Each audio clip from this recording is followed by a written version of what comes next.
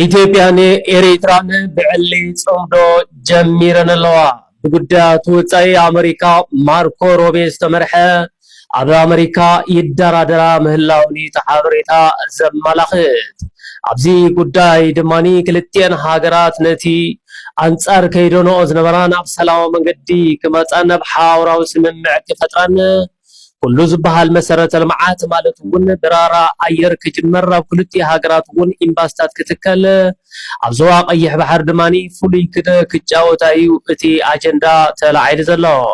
እዚ ጉዳይ እዚ ምስቲ ትግራይን ኤሪትራን ዝነበሩ ጽምዶኸ እንታይ ክፈጥር ይኽእል ኣብ ቀርና ኣፍሪካ ካሊእ መልክዕ ክሕዝ ዶ ይኽእል ኣብዚ ሕዚ ኣነጋጋሪ ኮይኑ ዘሎ ድማ ክልቲአን ሃገራት ድማኒ ኣጽዋር ከይዕድጋ እግድ ከም ዝነበረ እንኳ ዝፍለጥ ኮይኑ ሕዚ ግን ዝደልዮ ኣጽዋር ናብ ዝደልዮ ሃገር ከይደኑ ክዕድጋ ከም ዝኽእላ ድማኒ ነቲ ኣንቢራቶ ዝነበረት እግድ ኣሜሪካን ብዕሊ ኣልዒላቶላ